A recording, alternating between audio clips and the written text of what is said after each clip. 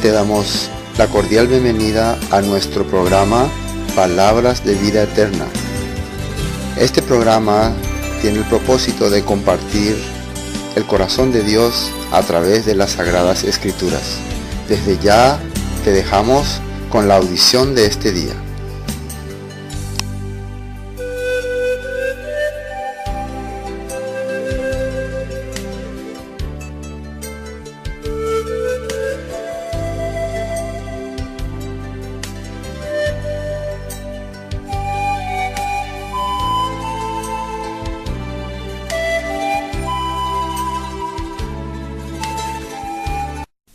Tercera epístola de San Juan Apóstol. Tercera Juan. El anciano a Gallo, el amado, a quien amo en la verdad. Amado, yo deseo que tú seas prosperado en todas las cosas y que tengas salud, así como prospera tu alma. Pues mucho me regocijé cuando vinieron los hermanos y dieron testimonio de tu verdad, de cómo andas en la verdad. No tengo yo mayor gozo que oír que mis hijos andan en la verdad.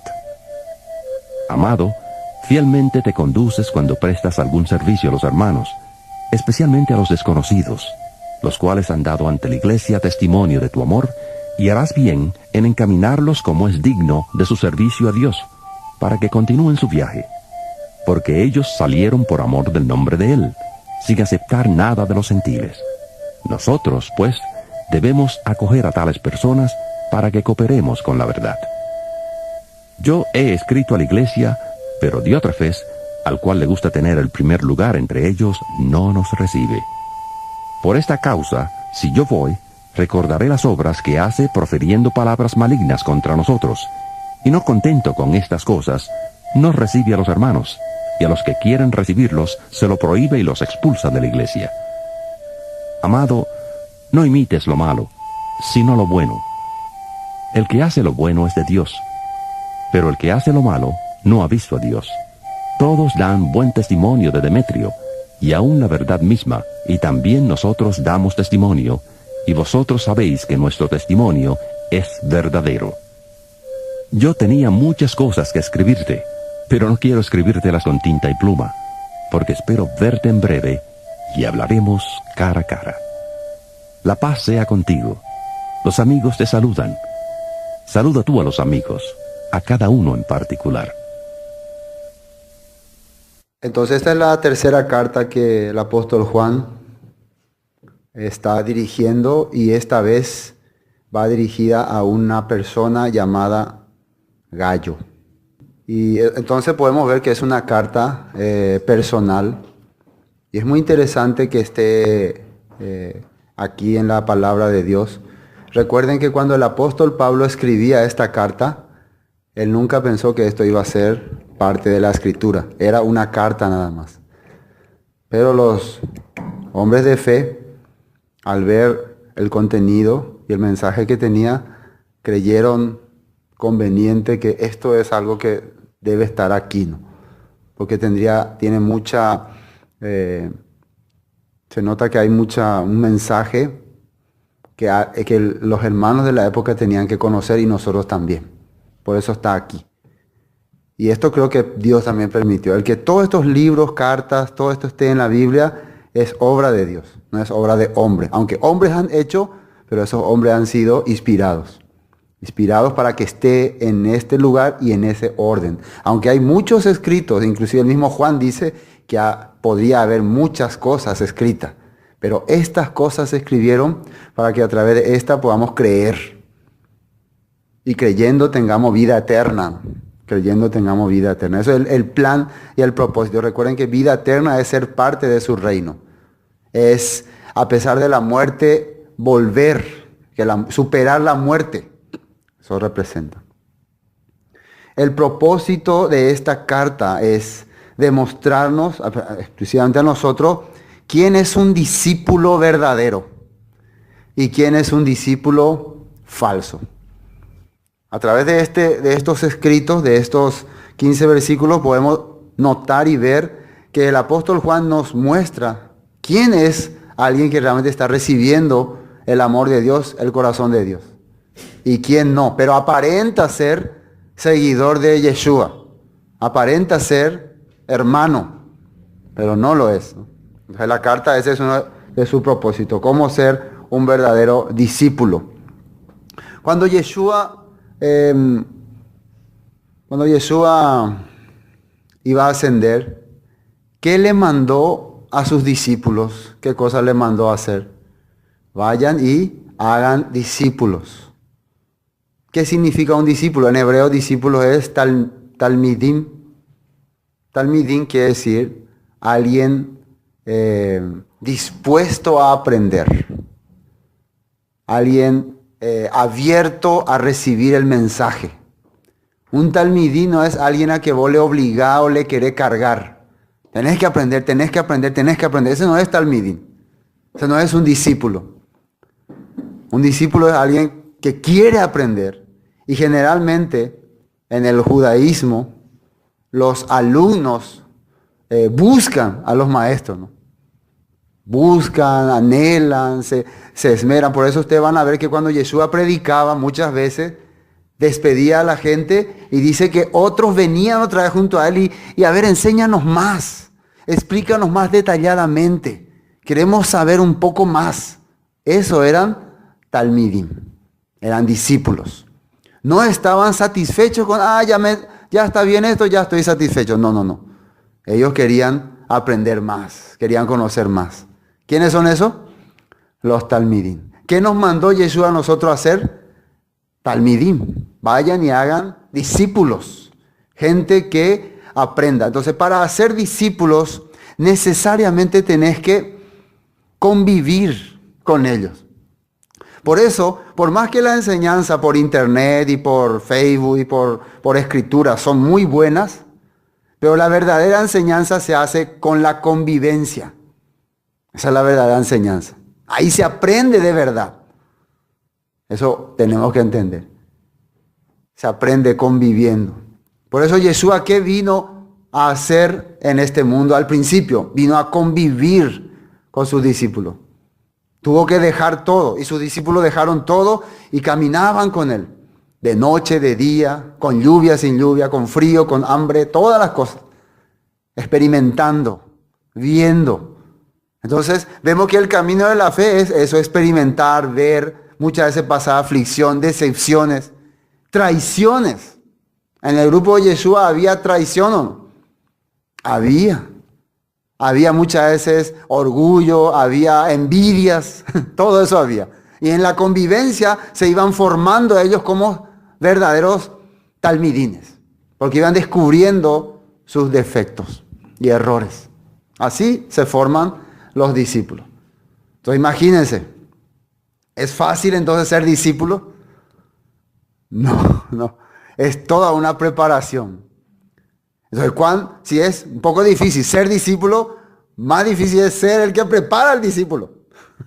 Porque si vas a preparar al discípulo, quiere decir que experimentaste todo ese camino. Pero de algo se comienza. Hay que arrancar, hay que avanzar. Ahora vamos a ver lo que dice aquí en esta carta, versículo 1. El anciano Agayo. Recuerden que cuando Juan se presentaba como anciano, estaba diciendo el que ha experimentado, el que ha vivido, el que ya ha pasado muchos años. No simplemente yo soy una autoridad máxima, sino una persona que ya viví, ya pasé muchas cosas, ya experimenté muchas cosas. Este es quien te está hablando. El anciano Agayo, el amado a quien amo en la verdad. Y cuando se refiere a la verdad, se refiere a la palabra, a la escritura. Quiere decir que este amor que tengo es porque veo en tu vida la manifestación de la palabra. Y la palabra misma me empuja a amarte, a servirte. Es algo que no se puede evitar entre creyentes.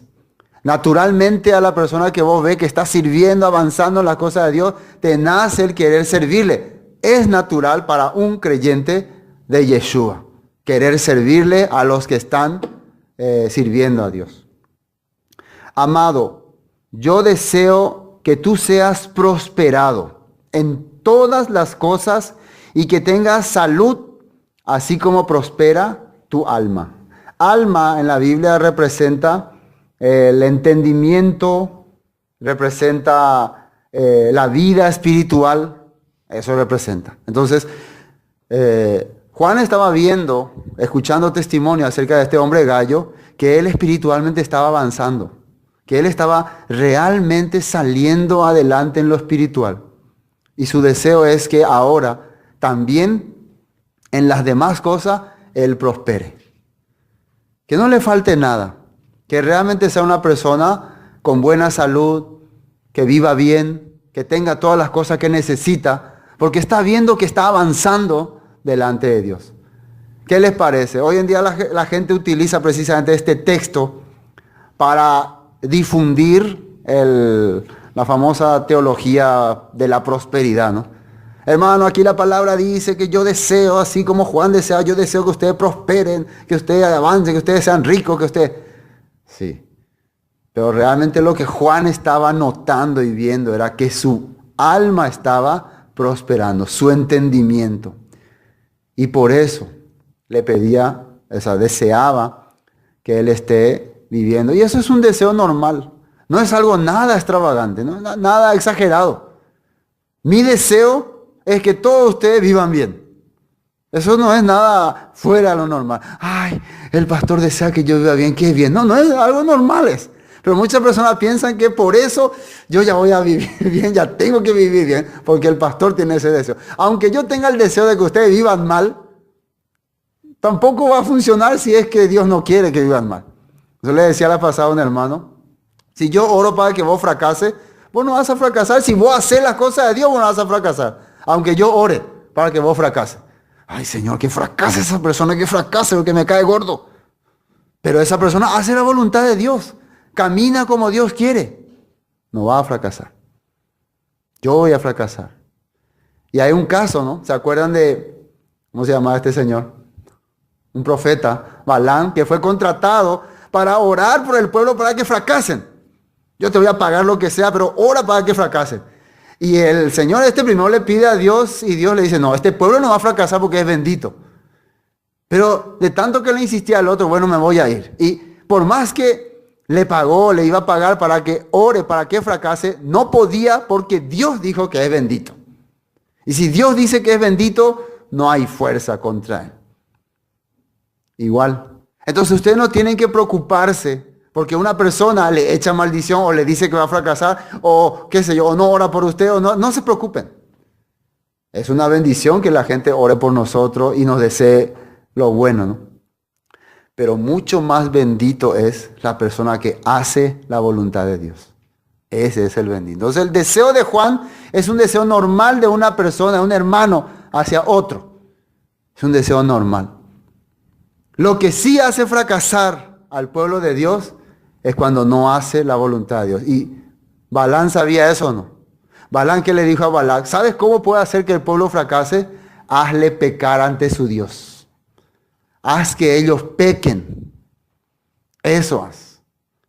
O sea, ¿cómo uno peca delante de Dios? Transgrediendo la palabra. Entonces, si yo le enseño algo que hace que transgreda la palabra, ahí sí que estoy haciendo, lo estoy haciendo fracasar. Si yo le enseño a celebrar fiestas no establecidas por Dios, si yo le enseño a desobedecer lo que Dios estableció en la Torá, entonces les estoy haciendo fracasar delante de Dios. Eso es la verdad.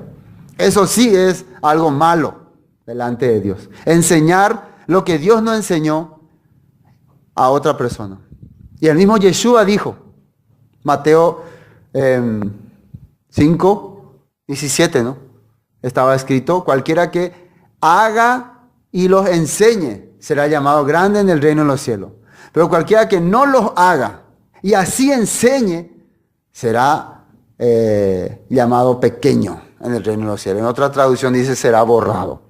Cualquiera que no los haga y no solamente no los haga, tampoco no enseñe o enseñe que no hay que hacer. Y eso es terrible porque lastimosamente el pueblo creyente está enseñando todo lo opuesto a lo que dice la palabra. Y Yeshua dijo así. Bueno, amado, yo deseo que tú seas prosperado en todas las cosas y que tengas salud, así como prospera tu alma. Pues mucho me regocijé cuando vinieron los hermanos y dieron testimonio de tu verdad, de cómo andas en la verdad. Esto es muy importante. Juan dice que se regocijó, estaba Aitereín o la gendúo, la gente o uje y cheve. Es sapio Juan, va a pa coñan de hermano gallo, o prosperar espiritualmente. Va a ya por la ñan de yarajeía. Como viste Juan, como nuestro hermano gallo prosperó y hace la voluntad de Dios. ¿Has visto? Juan ha escuchado ese testimonio. Hermano Maximino de Quindita me contó, estamos preparándonos para celebrar Shavuot, y hermano de Itacurubí también. Los hermanos de Paraguarí, ellos van a venir a participar con nosotros porque ellos quieren venir. Entonces, esto es lo que a Juan le ponía contento. ¿Por qué? Nosotros fuimos llamados para ir a hacer talmidín, discípulos. ¿Qué quiere decir? Que nuestra enseñanza tiene que producir discípulos. ¿Y cómo se ve que uno es discípulo? Cuando empieza a aplicar lo que ha aprendido. ¿Es así o no es así? Entonces, ¿qué produce de alguien que enseñó y ve que están aplicando? ¿Qué produce? Alegría en su corazón. Es cuando vos sembraste y regá y echa todo. ¿Qué espera? ¿Qué es lo que uno espera? No sé si ustedes sembraron alguna vez algo. ¿Qué esperan que pase? Que brote, ¿no? Ya está brotando, ya está creciendo, ya es un árbol. Así uno sin darse cuenta, un árbol, una planta crece. El corazón de algunas personas también, sin darnos cuenta, crece en las cosas de Dios, prospera espiritualmente. Esto sí o sí va a producir alegría en nuestro corazón. Sí o sí produce regocijo. Por mucho me regocijé cuando vinieron los hermanos y dieron testimonio de tu verdad. Entonces, lo importante es que Gallo no fue y dijo, yo ahora soy hombre de fe. Juan, te quiero explicar una cosa, ahora yo tengo la fe, ahora yo vivo según la palabra de Dios. No, lo que más le alegró a Juan es que otros hermanos han venido a testificar. Y esa es la bendición. No es que vos digas que tenés la fe. Yo tengo la fe. ¿Vos tenés la fe? Sí, yo tengo la fe. ¿Vos sos un buen creyente? Sí, soy un buen creyente. Cuando vos te preguntás, cuando alguien te pregunta y vos decís que soy buen creyente, entonces no tiene mucho mérito. No quiere decir también que tenés que andar diciendo, no, yo soy un mal creyente, soy un pecador. Tampoco no quiere decir eso. Significa solamente que no tiene mérito cuando yo mismo digo que soy buen creyente. Puede ser que sea cierto. Puede ser que esté en lo correcto. Pero ¿cuál es el mayor mérito? Que otra gente que ve tu vida, ve tu andar, ve tu caminar, venga y después testifique, realmente están viviendo conforme a la palabra. Ese hermano está haciendo lo que dice la Escritura. Y son otros hermanos que vienen a testificar. Entonces, que otro diga por vos que está viviendo por la fe, eso es meritorio. Muy importante. Y eran hermanos que conocían la palabra. Eran hermanos que sabían de la fe. Versículo 4. No tengo yo mayor gozo que el oír que mis hijos andan en la verdad. Así Pablo otra vez. Juan le llamaba a Gallo, ¿no? Mis hijos. Yo, un ancianito ya. El ver que ustedes... Imagínense, tal vez él pensaba, tal vez sea lo último que yo comparta, son mis últimos años. ¿Cuál sería mi alegría máxima? El ver que toda esta gente a que le transmití la palabra están caminando conforme a la Escritura. Tan feliz voy a ser si así dejo este mundo. El ver que ellos están haciendo lo que la palabra de Dios dice. ¿Cuál sería nuestro anhelo nosotros como padres? En el futuro, cuando ya seamos ancianitos, ver qué hacen nuestros hijos. Que se corrompen, que se van al mundo, que se destruyen su vida. ¿Ese sería nuestro anhelo? Claro que no. Ver que están caminando conforme a la voluntad de Dios. Esa sería la mayor herencia que le podríamos dejar.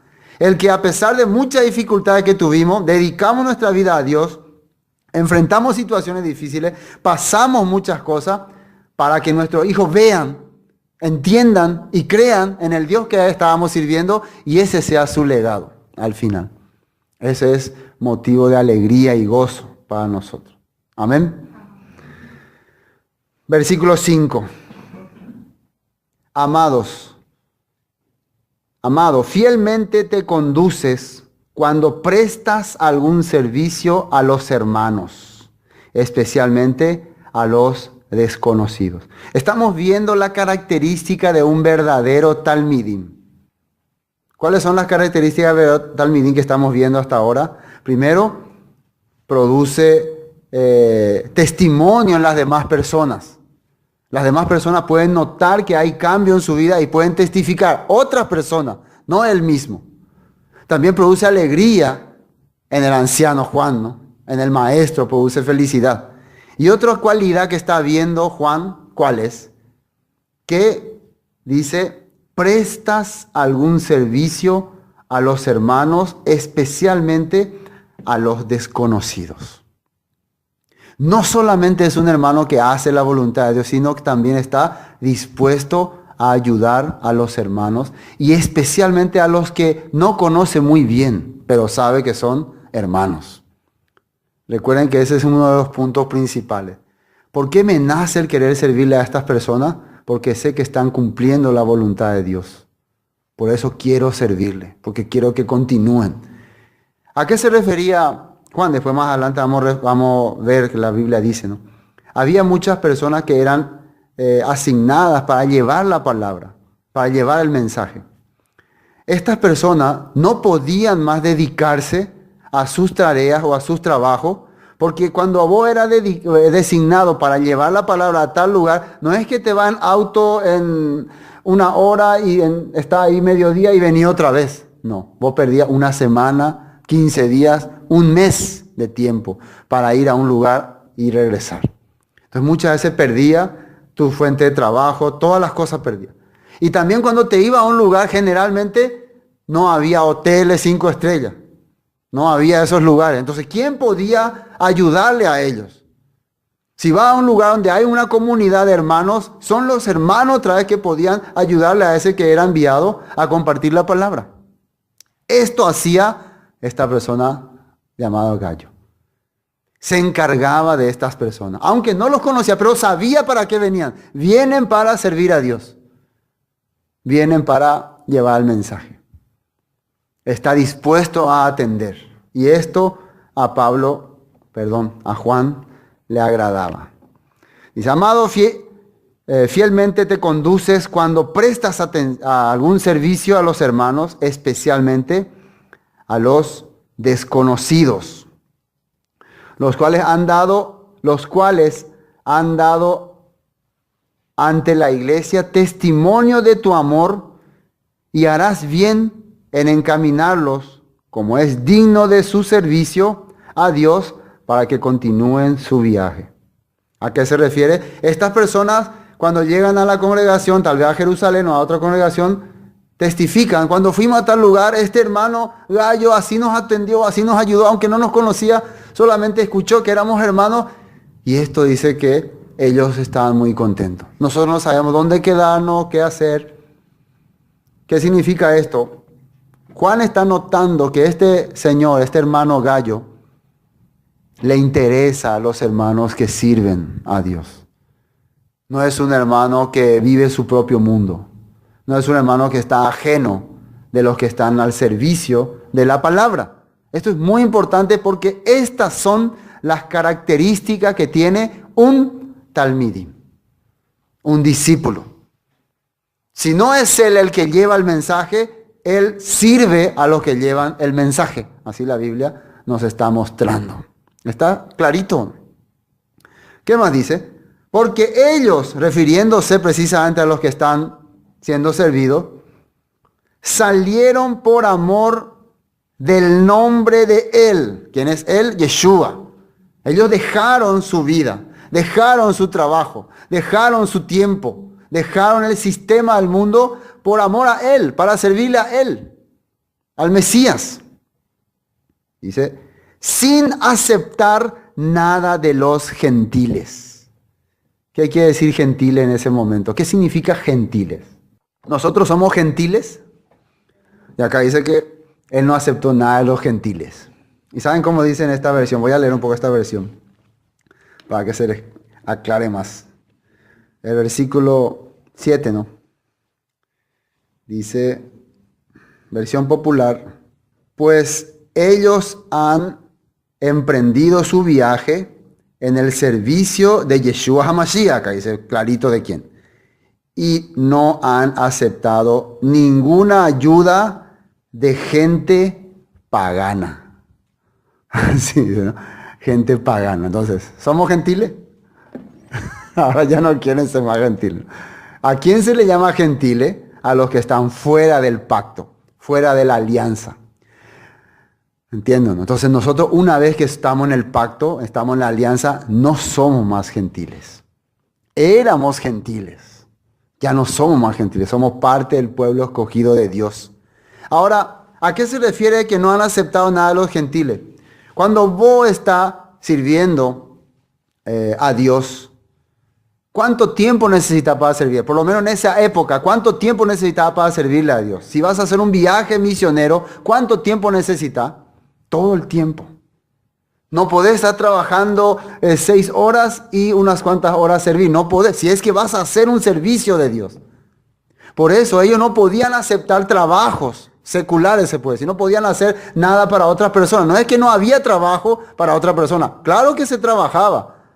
Entiendo, no estaba hablando de las personas que están al servicio de la palabra, que están sirviendo a Dios. No pueden agarrar un trabajo, una oficina, una empresa. No pueden hacer eso porque no van a poder cumplir con Dios. A eso se refiere. ¿Entiendes? Entonces no puedo, una persona que va a hacer el trabajo de Dios no puede ya anotarse como trabajador en una fábrica. No puede anotarse trabajador en una empresa. ¿Por qué? No porque está mal eso. No va a tener tiempo para servir a Dios. Si uno se va y se inscribe a una empresa constructora, bueno, ahora tengo que hacer un viaje misionero y el viaje misionero tengo que hacer por lo menos 15 días de ida y 15 días de vuelta. ¿Qué va a hacer la empresa? Fuera de acá, está despedido. O si me voy le pido permiso a mi jefe, voy a irme unos meses. No, andate pero lleva tu carta de renuncia también ya. Estás despedido. ¿Es así o no es así? Las personas que sirven a Dios no pueden, lastimosamente, dedicarse a muchas actividades. No le va a dar tiempo. No es que no se puede. Las personas que trabajan en el mundo, normalmente, ¿qué hacían? Servían a estas personas. Esto es lo que Juan está notando aquí en Gallo. Tú ayuda a esta persona porque sabes quiénes son ellos. Son personas que han dejado todo por servirle a Él. Y tú estás haciendo el servicio de atenderles. Eso es algo maravilloso. Fíjense que ni siquiera se le está exaltando a estos que están haciendo el servicio. ¿Se dan cuenta? La carta ni siquiera habla y fulano que hacía el servicio fulano. Habla de Gallo, que solamente le servía a ellos. Entonces consideramos al mayor al que está sirviendo que al servido. Eso la Biblia está demostrando aquí. Bueno, versículo 7, porque ellos salieron por amor del nombre de Él, sin aceptar nada de los gentiles. Nosotros pues debemos acoger a tales personas para que cooperemos con la verdad. ¿Qué es cooperar con la verdad? ¿La verdad qué era? La palabra verdad significa emet. ¿Qué es emet? Lo que viene de Dios, ¿no? Una fuerza que sale de Dios. Es la palabra, Torah, ley, mandamientos. Servir a los demás. Andar detrás de los demás. Entonces, dice que nosotros debemos recibir, ¿no? Atender, preocuparnos, dice, por tales personas. Para mí, el servicio que están haciendo los hermanos de Carallao es para preocuparnos, es para atenderlos. Ellos están sirviendo a otras personas. Ellos están invitando a la gente. Igual en Quindío, igual en otras partes. La Biblia dice que debemos hacer, o sea, el apóstol Juan, alguien que estuvo con Yeshua, el mismo Yeshua decía, ¿no? El que lleva el evangelio, viva por el evangelio. Cuando llega a una casa, no te preocupes. El obrero es digno de su salario. No te quebrantes por esas cosas. Aunque lastimosamente el sistema te quebranta, ¿no? Nos hace quebrantar. No, pero vaya uta, vaya caruta, nene, ahí bebé. Se van a poner. Así la gente dice, ¿no? Pero la Biblia sí está mencionando, es elección. Lastimosamente el trabajo de predicador o de pastor siempre es considerado como haraganería o vagabundo. Siempre consideran que el pastor no hace nada, está todo de balde, no se quebranta por nada, no se preocupa. No es como nosotros que tenemos que presentar nuestro trabajo, tenemos que... no, él está de balde y si recibe dinero, recibe de balde y solamente se para ahí a predicar. Lastimosamente así es considerado, como que no hace nada. Pero, desde mi punto de vista personal, el que se decide a seguir este camino es porque ha decidido abandonar este mundo, 100%. Por eso ha decidido. Entonces, eso es lo que vale aquí. Y eso es lo que se tiene que ver. Si vos ves una persona que está sirviendo a Dios porque quiere obtener ganancia y riqueza, podés pensar que es así entonces. Por eso es importante el testimonio. Y la mayoría, lastimosamente, en aquel tiempo era recomendado por los apóstoles servir a los que estaban dedicándose a la palabra, porque ellos sabían que el que se decidía a servir a la palabra 100% renunciaba al sistema. Pero ¿qué ocurrió? Hay muchas personas que, muy buen negocio esto de servir a Dios. Entonces agarraban eso para ganancias, para vivir bien, para ser amados por los demás, para ser respetados por los demás, para tener autoridad sobre los demás. ¿Entienden, no? Ese era el lado opuesto de este servicio. ¿Y qué les parece? Juan va a mencionar ese punto también, ¿o no? Aquí va a mencionar. Primero menciona el punto de un verdadero talmidín. ¿Cómo vive realmente una persona que sirve con todo corazón a Dios? ¿Cómo es una persona dedicada a Dios? Pero también va a hablar de alguien que es contrario. Versículo 9. Yo he escrito a la iglesia, a la quejilá, a la congregación, a la asamblea, a los salidos fuera, sacados fuera. Eso es iglesia. No es a tal denominación ni a tal determinado grupo. Todos los que están apartándose del sistema del mundo para servir a Yeshua. Esos son la iglesia. Todos los que están esperando al Rey de Reyes, al Señor de Señores. Y están pasando dificultades y persecuciones por esto. A ellos va dirigido esta escritura. Yo he escrito a la iglesia, pero Diótrefes, el cual le gusta tener el primer lugar entre ellos, no nos recibe. No nos recibe, no acepta nuestra enseñanza, nuestras interpretaciones, nuestro punto de vista. Él dice que estamos errados. Él dice que estamos judaizando. Él dice que ya estamos enseñando doctrinas que eran del pasado, que ahora es nuevo. Eso, no recibe. Todo lo que Juan está enseñando, Diótrefes no recibe, no acepta. ¿Quién es Diótrefes? Es un, entre comillas, hermano que agarró el puesto en la iglesia, llegó a ejercer autoridad, llegó a establecerse como autoridad, se puso también en el lugar de servidor de Dios. Yo soy el pastor, esta es mi congregación, estos son mis miembros, estos son mis hermanos, y yo determino lo que ellos van a creer o no van a creer. Este es Diótrefes. Y a mí me parece que lo que Juan está enseñando ahora ya no está acorde a las enseñanzas bíblicas. Pero ¿quién es Juan? Juan es el apóstol que estuvo con Yeshua. Por eso es importante leer otra vez la primera carta de Juan. Cómo arranca, cómo dice, qué habla. Y por qué él habla del amor entre hermanos, de cuál es la diferencia entre los falsos y los verdaderos. ¿Qué hace el antimachía, el anticristo? Todas las características que él explicó. Muy interesante volver a ese punto. ¿Qué es el pecado? Transgredir con la ley. Entonces, Juan era alguien muy importante porque su testimonio era clave para que los hermanos abrieran los ojos. Si Juan está equivocado y Diótrefes es una persona que hace poco está entendiendo, entonces algo raro ocurre aquí. Algo extraño. Lo mismo, si nosotros pensamos que Moisés está equivocado, que los profetas están equivocados, pero los pastores modernos en la actualidad tienen razón, algo raro ocurre, ¿no? Algo raro no está bien. Alguien no recibe el mensaje que viene desde el principio, el mensaje que viene de la verdad, de la emet, el mensaje que viene desde Yeshua, desde los apóstoles, desde Moisés, desde la antigüedad.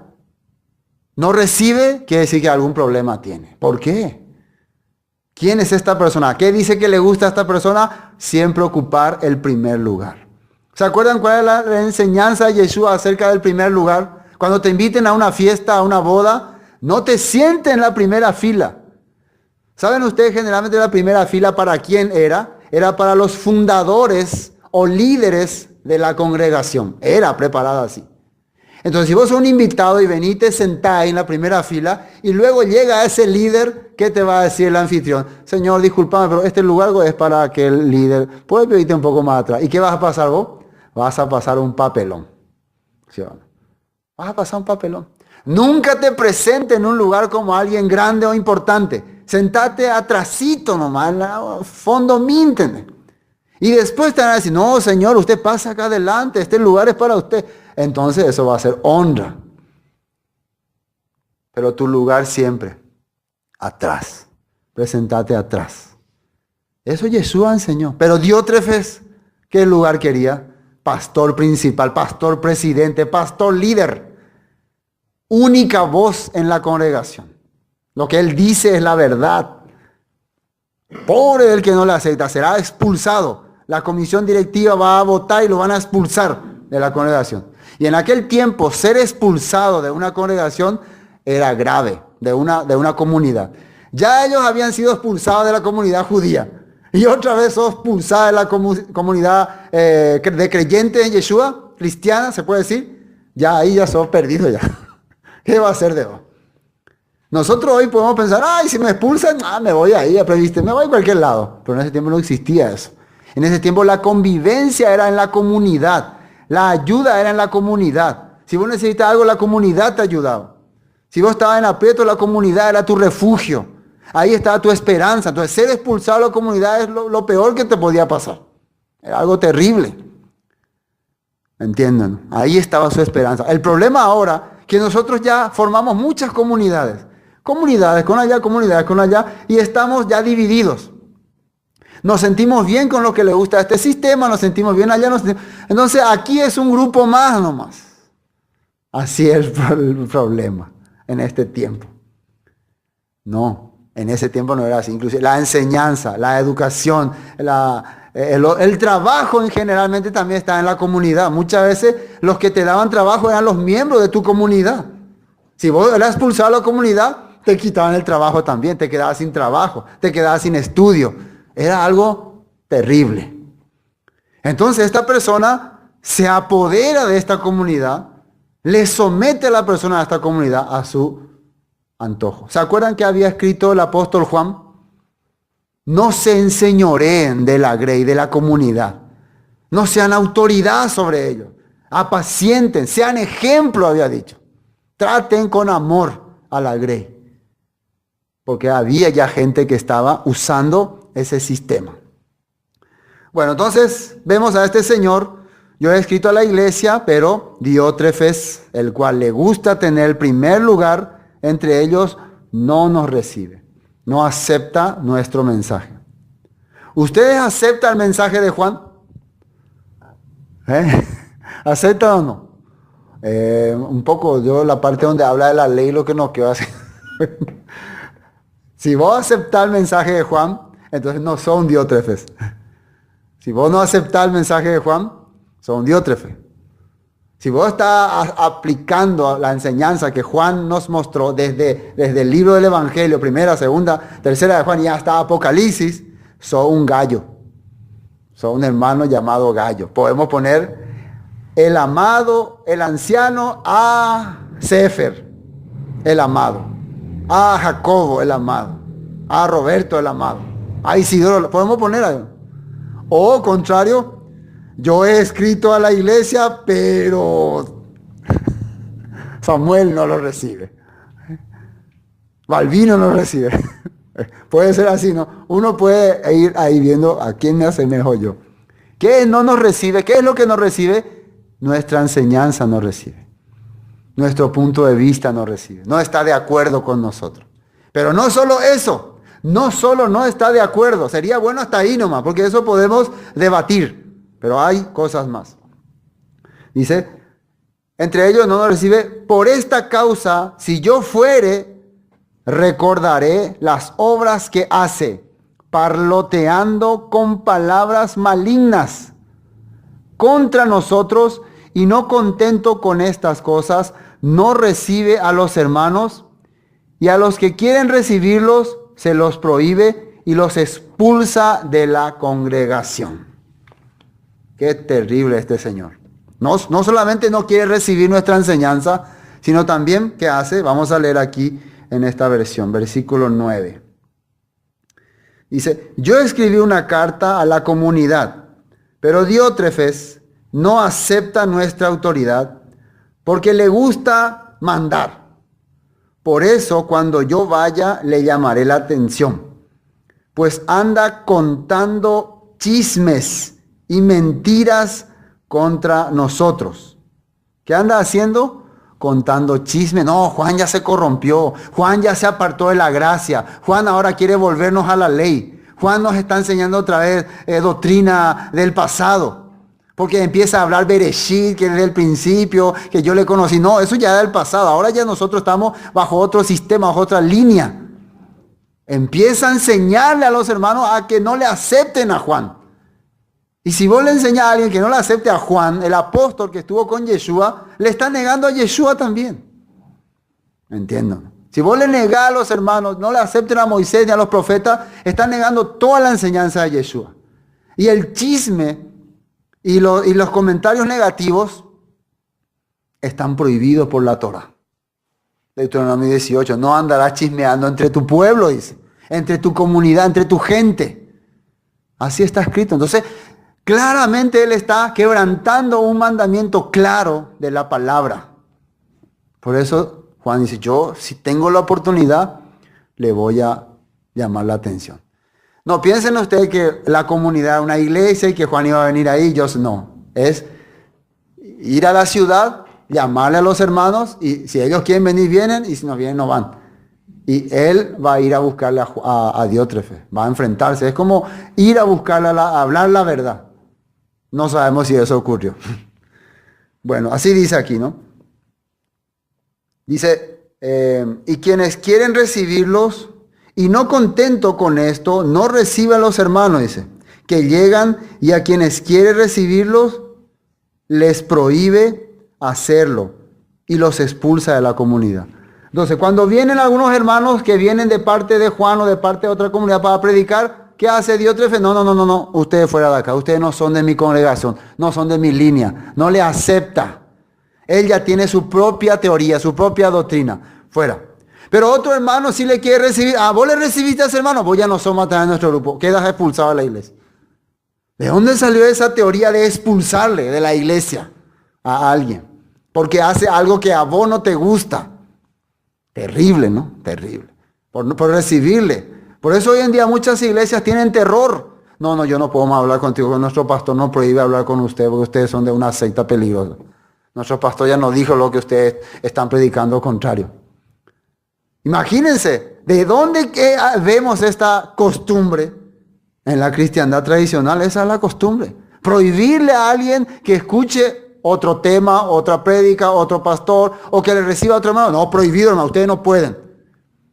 Recuerden que lo que Juan dijo, si alguno te trae un mensaje contrario al del Mesías, al Evangelio, no lo reciba. No lo reciba ese mensaje. No es que no le reciba a esa persona. El mensaje no lo recibe. Recibirle, darle agua, tratarle bien. Disculpame, pero este mensaje no es de acuerdo a la enseñanza que nosotros tenemos. No puedo recibir tu mensaje. Eso no recibo. Pero acá Diótrefes, ¿qué hacía?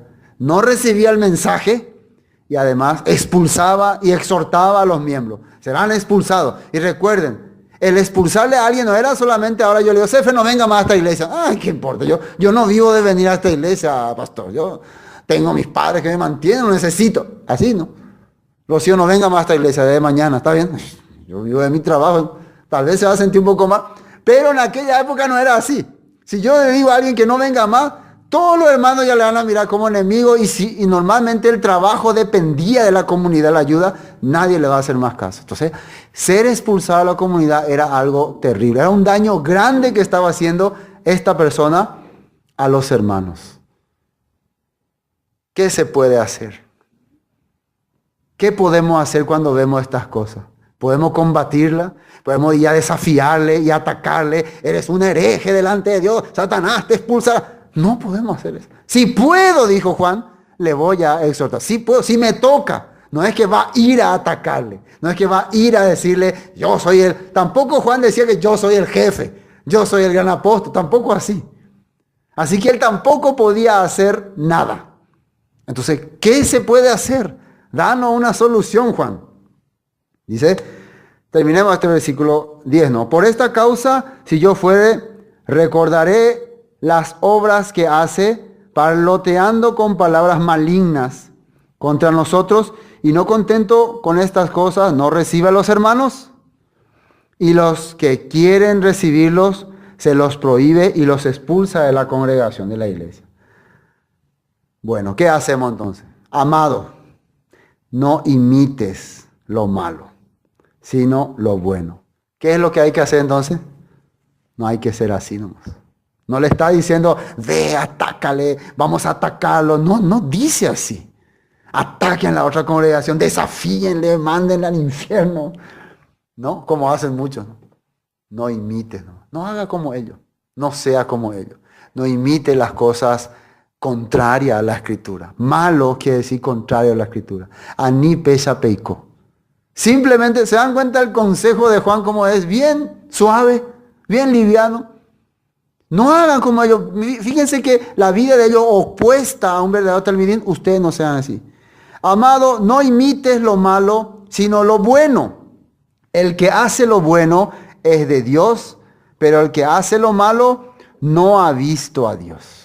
¿Y qué es hacer lo malo? Transgredir la Torá, transgredir los mandamientos, no vivir en la verdad, no vivir en la emet. Eso es hacer lo malo. Quería compartir, no he ido en ningún texto, ¿no? Creo que es la primera vez que no he ido en ningún texto, ¿no? Me quedé ahí. Quería compartir un texto de un caso que ocurrió en el pasado, en 1 de Samuel, capítulo 2. Cuando algunas personas, no voy a poder leer todos los versículos, pero le dejo de tarea, se apoderaron de la comunidad, de la adoración a Dios. Y miren lo que le ocurre. Y había alguien que estaba creciendo y viendo todas estas cosas. 1 de Samuel, capítulo 2. Versículo 12. Capítulo 2, versículo 12. Habla acerca de los hijos de Elí. Elí era el que estaba ministrando en el tabernáculo en tiempos en que nació el profeta Samuel, antes del rey David, ¿no? Entonces, él tenía 2 hijos, y acá dice la Biblia cómo eran. Entonces, ellos eran prácticamente autoridad en Israel. Vamos a leer un poco. Capítulo 2, versículo 12, 1 de Samuel. Los hijos de Elí eran hombres impíos. ¿Qué significa impío? Opuesto a Dios. Y no tenían conocimiento de Dios. Fíjense cómo la Biblia detalla qué era el problema. ¿Por qué eran impíos? Doy cuay y cuay la diope. A Diope. No le conocían a Dios. Y era costumbre de los sacerdotes con el pueblo que cuando alguno ofrecía sacrificio, venía el criado del sacerdote mientras se rociaba la carne, trayendo en su mano un garfio de 3 dientes. Bueno, acá estaba mencionando, no quiero alargar, la manera que la gente hacía para hacer sacrificios. Y cuando ellos traían su ofrenda, estas personas se apoderaban de su ofrenda. Y cuando ellos le querían reclamar, oye, yapota sea es Haisha, porque es la autoridad. Yo soy la autoridad, yo soy el hijo del sacerdote, y como yo digo, se va a hacer. Entonces la gente empezaba ya a ver muy feo eso, ¿no? Entonces no vale la pena traer ofrenda a Dios, porque ellos luego son desastres, son terribles.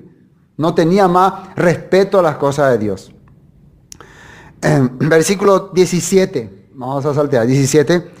Y era pues muy grande delante del Señor el pecado de los jóvenes, porque los hombres menospreciaban las ofrendas del Señor.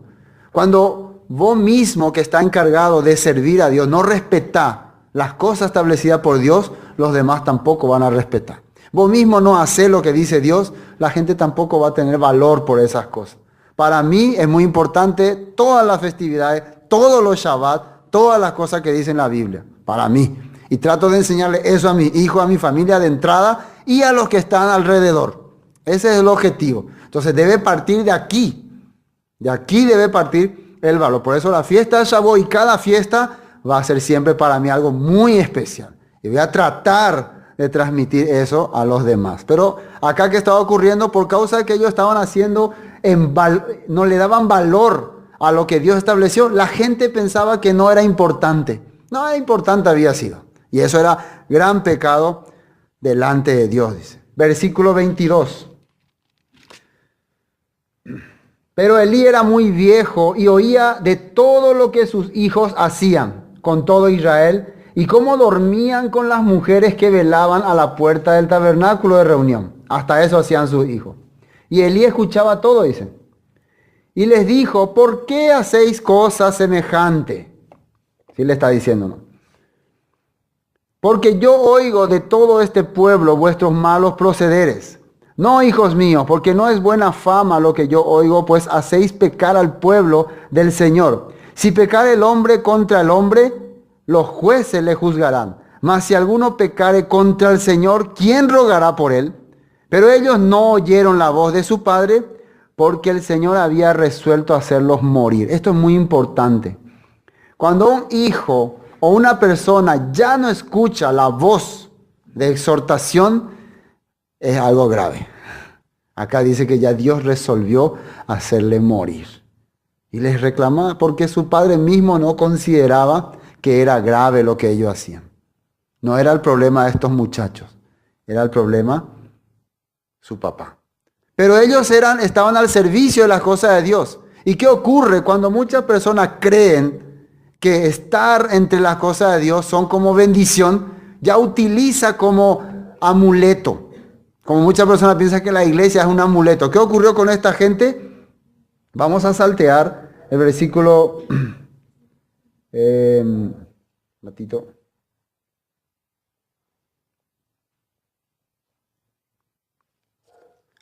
Capítulo 4. Capítulo 4 ya. Vamos a ver qué pasó aquí. Hubo una batalla, una guerra, los filisteos atacaron el país de Israel. Entonces ellos deciden, los hijos de Elí deciden llevar el arca del pacto para que les sea de ayuda. Porque ellos sabían que los filisteos tenían miedo del arca del pacto porque tenían memoria que Dios había hecho guerra en el pasado, cuando ellos salieron de Egipto, cuando pelearon con los reyes de allá de las tierras, cuando estaban llegando a la tierra prometida. Entonces eso les asustaría y correrían. Ellos pensaban así. Y realmente los filisteos al principio tuvieron temor. Pero parece que como una fuerza le entró y no tengan temor y igual atacaron y al final derrotaron los israelitas. Dice aquí, a ver, versículo 4, capítulo 4, versículo 4. Y envió el pueblo a Silo y trajeron de allá el arca del pacto del Señor de los ejércitos, que moraba entre los querubines, y los dos hijos de Elí, Ofni y Fines, estaban allí con el arca del pacto de Dios. Imagínense ellos, ¿por qué traían ellos el arca del pacto de Dios? ¿Porque tenían fe en el arca del pacto? ¿Porque creían en Dios? No, porque le estaban usando como para asustarle a los filisteos. A ellos no les interesaba la cosa de Dios, pero ellos pensaban, ellos son muy supersticiosos y ellos van a creer. Así mucha gente usa a Dios. Le utiliza nada más para sus beneficios. Y sabemos qué pasó. Versículo 5 dice, y aconteció que cuando el arca del pacto del Señor llegó al campamento, todo Israel gritó con tan grande júbilo que la tierra tembló. Y cuando los filisteos oyeron la voz del júbilo, dijeron, ¿qué voz tan de gran júbilo es esta? El campamento de los hebreos. Y supieron que el arca del Señor había sido traída al campamento. Y los filisteos tuvieron miedo porque decían, ha venido Dios al campamento. Y dijeron, ay de nosotros, pues antes de ahora no fue así, dice. Ay de nosotros, ¿quién nos librará de la mano de estos dioses poderosos? Estos son los dioses que hirieron a Egipto con toda su plaga en el desierto. ¿Se dan cuenta que ellos no se olvidaron de eso? Tenían miedo. Parece que se estaba cumpliendo el plan de Ofni y Fines, ¿sí o no? Seguro que se reían allá, miedosos. Pero ¿qué pasó? Dios ahora no va a trabajar con los israelitas. ¿Con quién va a trabajar? Con los filisteos. Y Dios le va a dar la fe a los filisteos. ¿Qué pasó? Versículo 9. Esforzaos, oh filisteos, y sed hombres, para que no sirváis a los hebreos, como ellos han servido a vosotros. Sed hombres y pelead. Así salió una voz, ¿no? Esforzaos, tengan fe, ustedes van a ganar. Y pelearon pues los filisteos, e Israel fue vencido, y huyeron cada cual a sus tiendas, y fue hecha muy grande mortandad, pues cayeron de Israel 30,000 hombres de a pie. Y el arca de Dios fue tomada, y muertos los dos hijos de Eli, Ofni y Fines. Resultado final. ¿Cómo puede ser esto? Ustedes están dándose cuenta cuál es la falla, cuál es el error. ¿Por qué antes Dios trabajaba con su pueblo? ¿Por qué los vencía? Ahora está el arca del pacto y ellos cayeron porque ellos no estaban creyendo. Siempre usaban nada más esa autoridad. Es lo mismo que está haciendo ahora Diótrefes, usando la congregación, usando la comunidad para apoderarse. Su fin va a ser el mismo. Pero Juan le recomienda, no imites eso, no hagas de esa manera. Simplemente, eso solamente quería compartir. Terminando entonces, dice, versículo 12, todos dan testimonio, volviendo a tercera de Juan, todos dan testimonio de Demetrio, y aún la verdad misma. Y también nosotros damos testimonio, y vosotros sabéis que nuestro testimonio es verdadero. Contrario a este señor, en medio de ese grupo hay alguien que se llama Demetrio. Todos dicen que él es una persona diferente. ¿Cómo dicen que él es? Demetrio, y aún la verdad misma, y también nosotros. Él, por su vida, está demostrando que está caminando conforme a la verdad. Y vosotros sabéis que nuestro testimonio es verdadero. Yo tenía muchas cosas que escribirte, pero no quiero escribirlas con tinta y pluma, porque espero verte en breve y hablaremos cara a cara. Shalom contigo, los amigos te saludan. Saluda tú a los amigos. A cada uno en particular. En particular quiere decir, personalmente anda a decirle, Juan te manda saludo. Juan se acordó de ti. Tal vez no escribió aquí el nombre de todos, pero era importante antes recordarles por nombre. Fulano, fulano, fulano, fulano, fulano, fulano. El apóstol Pablo solía escribir así, ¿no? Fulano, mengano, fulano. Era muy importante el que nosotros nos acordemos también de tal hermano, tal hermana, que vive tal parte. Nos recordemos, ¿cómo están tal hermano? Mándale saludo. No es una mera, ¿cómo se dice? Denme la palabra. Formalidad. No es mera formalidad. Es algo importante. Es algo especial. Recordar a esos hermanos que tal vez no les vemos, pero no sé, cuando uno va, mándale saludo, ahora que tenemos la tecnología, recordar, acordarse de ellos en lo que pueda. Se dan cuenta que él no pudo mencionar todo, pero por favor, de mi parte, visítalos. Llévales mi saludo. ¿Sabes que Juan me escribió? Entonces, al llevarle el saludo, tal vez le va a llevar esta carta. Esto es muy importante, le va a leer esta carta. Le va a mencionar esto. Eso era muy importante para ellos. Muy reconfortante. Amén. Bueno, hoy hasta aquí vamos a compartir.